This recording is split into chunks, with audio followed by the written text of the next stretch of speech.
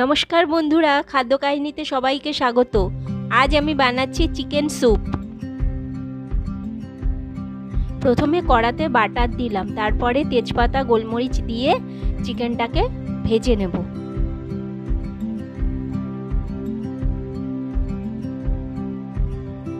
চিকেনটা একটু ভাজা হলে পরিমাণ মতো নুন দিয়ে দেব।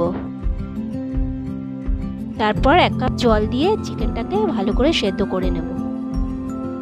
চিকেনটা সেদ্ধ হয়ে গেলে স্টক আর চিকেন আলাদা করে নেব আর চিকেনটাকে কাঁটা চামচ দিয়ে ছাড়িয়ে নেব।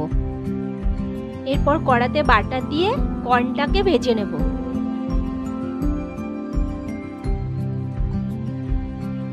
এরপর কড়াতে আরেকটু বাটার দিয়ে রসুন, আদা, লঙ্কা আর পেঁয়াজ কুচি দেব।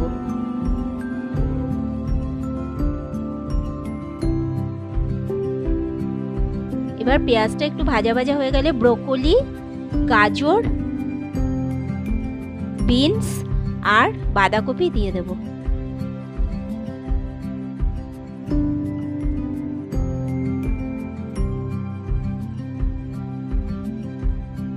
এবার পরিমাণ মতো নুন দিয়ে 3 রকমের ক্যাপসিকাম দিয়ে দেব। সবজিগুলো একটু ভাজা হয়ে গেলে ছাড়িয়ে রাখা চিকেন আর কর্ন দিয়ে দেব। এরপর চিকেন স্টকটা দিয়ে দেব। এরপর পেঁয়াজ পাতা আর একটু সামান্য জল দিয়ে দেব। এরপর একটু কর্নফ্লাওয়ার জলে গুলে দিয়ে দেব। পর গোলমরিচ গুঁড়ো ছড়িয়ে দিলেই স্যুপ রেডি। রেসিপিটি যদি ভালো লাগে কমেন্ট করবেন আর লাইক, শেয়ার আর সাবস্ক্রাইব করবার অনুরোধ রইল।